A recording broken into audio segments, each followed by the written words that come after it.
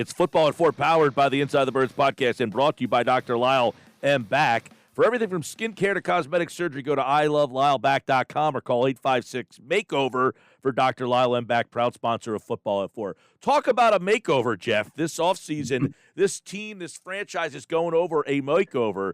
But one spot that they might not be going for the makeover look is at the quarterback position. According to Chris Mortensen today, Moshe, Jeffrey Lurie has said, no, there will be no quarterback here. Let's build around Jalen Hurts. What do you make of this report by Chris Mortensen today, who, by the way, was chastised a bit by some of the local Philly beat writers, and Mortensen was standing his ground that, no, in fact, Lurie wants to keep Hurts and build around him this offseason. Very interesting report today.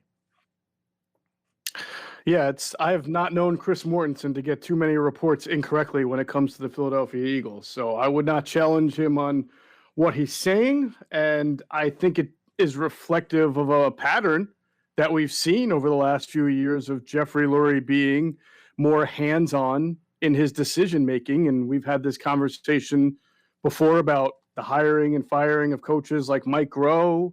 We've had this conversation before about draft picks. We've had this conversation about the vision of the franchise for long term. So clearly this falls in line with some of the things that Adam and I have been talking about on Inside the Birds for quite a while about Jeffrey being, an increased presence in these kind of decisions, despite the fact that he says he's not.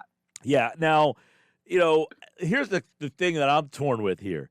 You don't want the owner to have, kind of step into this realm, but I like the decision. Like, if I'm a fan, I'm happy with the decision of, hey, don't go after a quarterback. Give this guy a shot. Let's get him some weapons and kind of go from there. But I'm also torn that if that's the message coming from the owner, does the owner have too much say? Although, do we not know if the owner had this kind of say-so how far back into his ownership?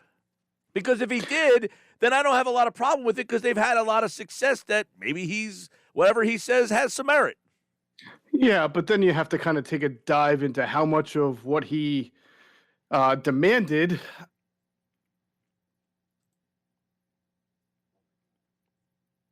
It looks like Jeff is frozen out on us here for a second. We'll see if we can't get him back into the conversation here. The point that I'm making with Jeff is essentially that if Lurie is, in fact, people say Lurie has too much say in things, but when did Lurie start to have too much say in things? How long has it been that Lurie has essentially had all of this say-so? Has it been like this ongoing occurrence? Is it something? There he is. Let's bring him back into the conversation, Geoff Mosher. All right. So, Again, how long has Lurie had all this? Like, if Lurie said, hey, let's go out and get Terrell Owens, okay, I agree with you there. If he's the guy that said, let's go draft Zach Ertz in round 2, like, all right, then fine. So when has he gotten involved? How long has he been doing this kind of? Yeah, it's a fair question. Look, he's the owner, and he's always been an involved owner, as he's mentioned about asking questions, right? So there's always been a big part of Jeffrey Lurie having an involvement with the organization. Some of the things that we're talking about in the last few years, hiring and firing coaches, draft picks, things like that, deciding who's going to be the quarterback, is not things that I've heard that Jeffrey's been involved with in the past. Of course, he was out there in Bismarck, right, for that dinner with Carson Wentz years ago because the owner wants to know who's going to be the next franchise quarterback in his team and wants to hear that out himself. And, we've had Joe Banner on our Inside the Birds TV show many times, and Joe is, since being removed from the organization, I think has been more candid, and he has said that Jeffrey has always asked a lot of questions, asked the type of questions that made you know that he wants to really know what's going on from, inside out, but that he's never, quote unquote, meddled in decision making. But I think some of the things that you're hearing about and that we've reported on the last 2 or 3 years crossed the line of just being inquisitive to kind of calling the shots. And I understand what you're saying, and many people are feeling this way about they like Jalen Hurts and they want to see him be the quarterback. But I have to think, if you're rational, you want the process to be right. Because if your owner likes the quarterback, you like the quarterback, but your head coach wasn't that fond and didn't have a great.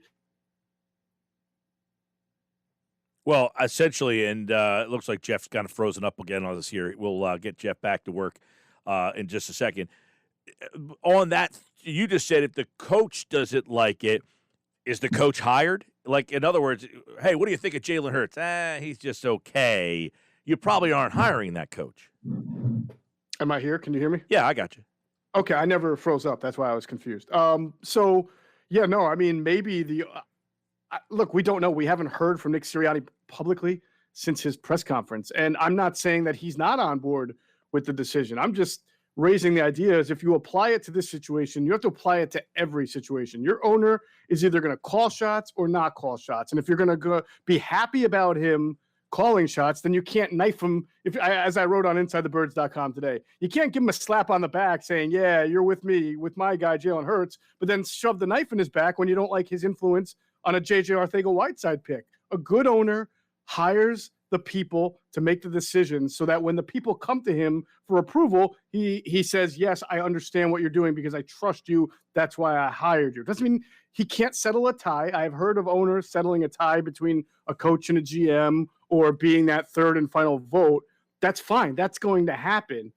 It sounds more like this is not a committee decision all the time, though, and it's more like, what does the owner want? Okay, I want you to listen. This was Sal Paolantonio on with me right after the draft last year. I want to get your reaction to this comment here. Take a listen. This was Doug Peterson's pick. And the dynamic within that organization is they are co-equal partners, Roseman and Peterson. Roseman makes the final call, but he is not going to do anything that Peterson hasn't bought into. That's just not the way it is. Roseman owes Peterson, and Peterson owes Roseman for that Super Bowl trophy that's in his office that we saw on draft night. All right. So he opened it by saying this was a Doug Peterson pick. That was on referencing why they picked Jalen Hurts. Peterson wanted Hurts. Roseman says, you want Hurts? I like Hurts. We're on board. Today, Mortensen suggested that maybe Lurie was, I don't know, how did he feel about the whole Hurts thing? It's my understanding that Howie Roseman, Jeffrey Lurie were a big advocate. I think they even admitted that, right, at the press conference about using the analogy of missing out on Russell Wilson years ago to make sure that you don't miss out on a guy again that you identify that you want. And so it's my understanding that Jeffrey and Howie were in lockstep with that pick and perhaps even the driving force behind it. You know, I don't know if Doug okayed it, wasn't okay with it, or was saying he was okay because he's trying to please his bosses. You always wonder if the story changes now that roles have changed and certain guys have moved on. You wonder what they would say now. But it is my understanding that Jeffrey and Howie were big into that pick. Remember, as Adam and I have talked about on the podcast quite a lot, most teams we spoke to had Jalen Hurts rated as a round 3 and a round 4 guy. And as I've said on the podcast before, there were people in that scouting department, that front office, who were surprised and blindsided, as I've reported, when that pick was made. So that suggests to you that not everybody in the organization, top to bottom, saw that pick the same way. Yeah. Geoff Mosher, Inside the Birds podcast. How do you make the wording from Mortensen? He has instructed his group to prioritize making Hurts successful in 2021 as opposed to creating a true competition. What is prioritizing making Hurts successful? Does that say we need to draft a receiver? We need to draft a weapon? We need to does that negate defense altogether? Like, how do you read into that? The wording of that is, you know, we need to prioritize making Hurts successful in 2021. Well, I mean, I don't read into it any one specific position or player. I read into that Jeffrey Lurie wants Sirianni and his staff to grow the team the best it can around Jalen Hurts for now, whether that's giving him more weapons. So you think the message is more to the line. You think the message is more to the coach or to both? I'm sorry, to the entire team. Like on draft day. In other words, like he's instructed his group to prioritize Hurts. Do you think that's a direct, hey, with this draft pick, don't be thinking about taking a linebacker because we got Hurts, he's our guy, and you need to get him help? Well, I mean, I don't know. I'm not privy to those conversations. I would imagine that means make sure you have a good offensive line and a good set of weapons. I'm sure they're not going to ignore the defense. I mean, we'll see going on. But I think what it suggests, I don't know this for a fact, suggests just by reading it, is that they know that if they want to get if they were going to try to get a quarterback, Zach Wilson's probably going to go 2. And if that happens, then you never know where Fields is going to go. It could be 3, 4, or 5. And now you're talking about moving up to get him, and even moving up just 1 spot or 2 in the draft, as we saw with the Bears and Trubisky. You still got to give up future first-round picks. It's tough to then build around any one single quarterback, right? If you're now giving up draft capital to get that quarterback. So I have to think that that's their way of saying we've got at least a guy here that we picked in the second round, and let's try to build around him. I'm not telling you that I think that that's the most sound strategy. I think the sound strategy is if the head coach believes in a quarterback, then that's the quarterback you should try to get. What do you think of, see, I kind of read the tea leaves on this. Jalen Hurts is on the Adam Schefter podcast, these other places. Are the Eagles letting him go on podcasts if they didn't believe in him? If he wasn't their starting quarterback in their mind, are they saying, yeah, go ahead on Adam Schefter's podcast? I think he was on a couple other podcasts, by the way. I don't think it was just the Schefter. I think he was on the K Adams NFL Network podcast and another one. So he was on multiple podcasts. You think the Eagles are approving this if they didn't think he was their guy? Well, I don't know if they went through the Eagles or they went through Hurts's representation to do that, first of all. So that's hard to tell. I do think the Eagles believe in him, but the question is, when you say the Eagles, who are you talking about? Are you talking about Jeffrey? Are you talking about Sirianni? Are you talking about Howie? As I've said, I don't think that there is a universal, unilateral, everybody's on board one opinion on Jalen Hurts. So it kind of makes it difficult to talk about this in the terms of the Eagles. It's which person from the Eagles are we referring to? True. Yeah, I mean, this story today with Lurie essentially, and then saying, hey, and the way that Mortensen kind of really hammered it home was that the owner's the owner, and what he gets, what the owner wants, the owner gets. Jalen Hurts is the quarterback this year. They don't want to bring competition in for him, end quote. So, I mean, that to me says they're not taking a quarterback at 6, so which means, a trade out. But then the other part of it of making him most successful in 2021 would kind of say to me, you need to get him some weapons. You need to get him some people to help make him a better player. So that's that. I mean, yeah, and it's funny because it's like, I mean, where have I heard this line before? Coming out of 2019, we need to get the roster younger. We didn't. We need to make sure Carson's got a good support system around him. They didn't. So I'm sorry, but like a lot of things they say are just words sometimes. We want a top 5 offense to be really competitive. Okay, great. You had a bottom 5 offense. It reminds me of having a decision in firing Mike Groh because you didn't like that offense that finished 12th in the NFL but was top 5 in third down and red zone. This is the chicken or the egg conversation. They might say we brought guys in, the player wasn't good enough to get any. You know what I'm saying? Like, hey, his play was the player that they drafted too. So, yeah. Oh, true. They gave him a lot of money to. Look, nobody gets absolved of some of the problems that are here. Everybody has a hand in it. I want to get your take on a few other things. You have said on this show about Brooks, and apparently there are some reports that they have talked about trading him. Now, I don't like this at all, but my question is this other team saying, we know you have cap problems and calling, or are the Eagles saying, we got to get rid of this guy because we got cap problems? In other words, sure, is he imperative to move if you want to get under this cap? Or are there other ways? Can you avoid moving Brandon Brooks and still get under the cap? Probably. I definitely think you could. I mean, you can restructure him, Fletcher Cox, and then try to reach an extension with Derek Barnett that would lower the cap significantly. So it can be done.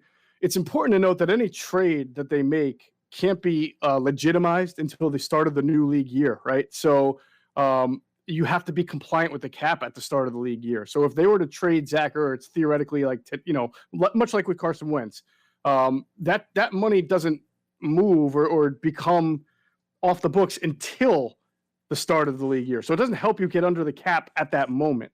to trade Zach Ertz. So that's why it does have to be through restructures or other ways, extensions. So again, with Brandon Brooks, it's the same thing. If you trade him, yes, it's more that you're trading him to try to continue to get under the cap to make other moves that you might want to make. We know they only have Jalen Hurts under contract, and they're going to need some backup quarterbacks, and they're going to need a couple of veterans here and there in free agency. So trading Brooks would be a way to continue to clear more space to have for the year, but also to try to get some kind of value in return for a guy who has probably seen his better days and is coming off major injuries, and as good as he's been, if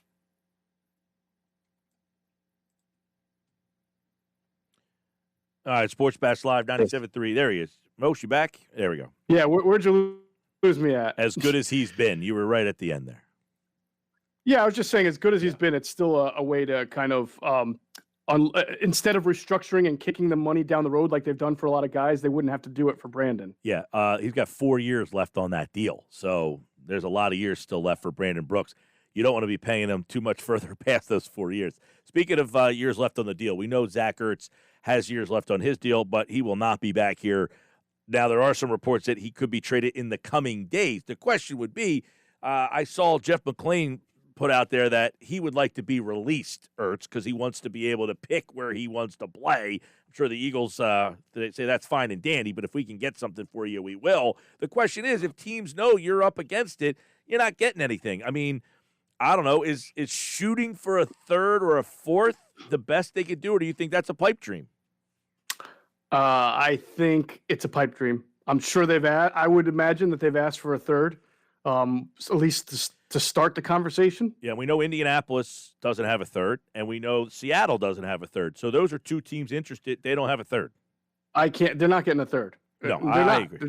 They're not. So, I mean, maybe you can get a fourth conditional. That would be, I think, even nice too. But, I mean, if enough teams think that he's going to get cut, I can't imagine that teams are going to be scrambling to give up a whole lot for Zach Ertz. Right. I mean, you're coming off the worst year you've ever had. You're 30 years old, and he makes $8.2 million in a year that people are cap-strapped.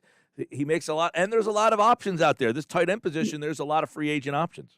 Well, one thing on that, though, Mike, is that any team that trade for him can take that $8 million and call it a signing bonus and divide it over three. They can sign him to a 3 or 4 year deal, divide it over so that, it's spread out and it's not a big cap hit if they cut him. Not every team does that. I'm almost talking in Eagles language now, but I mean, there's ways to make sure that cap number for the first year isn't so bad. Right. And by the way, the other team that operates much like the Eagles are the Saints.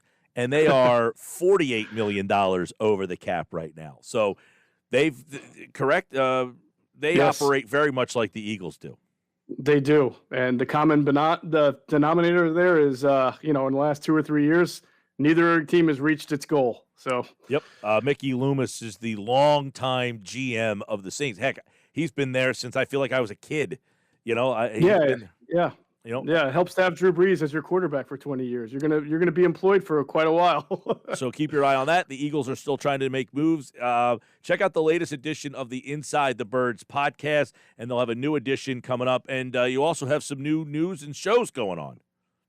We definitely do, man. We've got the next Q&A coming out. That'll be Wednesday morning, 8 a.m. They're going to go through Eagles wide receivers. People are asking, so we're like, let's do it. Let's give the people what they want. So they're going to break down the whole wide receiver situation. And then, of course, Greg Cosell is going to join us starting March 30th, once a week for 6 weeks to do a draft show called Inside the Draft with Greg Cosell. That'll be me, Adam, and Greg Cosell just hitting the draft as hard as we possibly can. And, Cosell is one of the best, if not the best, non-NFL employee at breaking tape down. So I'm excited about that. All right, follow them and check out Inside the Birds podcast. A new one dropped this morning, and the next one will be out on Thursday. They talk about the Kelsey and Slay deals. They have intel on the quarterback and wide receiver workouts and who else will be restructured, what is next there, plus football at 4 all week long when something happens with this Eagles team. We've got you covered. The offseason, the NFL offseason begins on the 17th. So next next Wednesday is the opening of the new league year. We will be all over that here on Football at 4 and the guys at the Inside the Birds podcast. All right, pal, we'll talk to you soon. All right, my brother. Have a good one. Mosher's back Wednesday. Andrew's in tomorrow. Kaplan on Friday. The Sports Bash Live all over football with football at 4 right here on the Sports Bash Live on 97.3 ESPN and the free mobile app.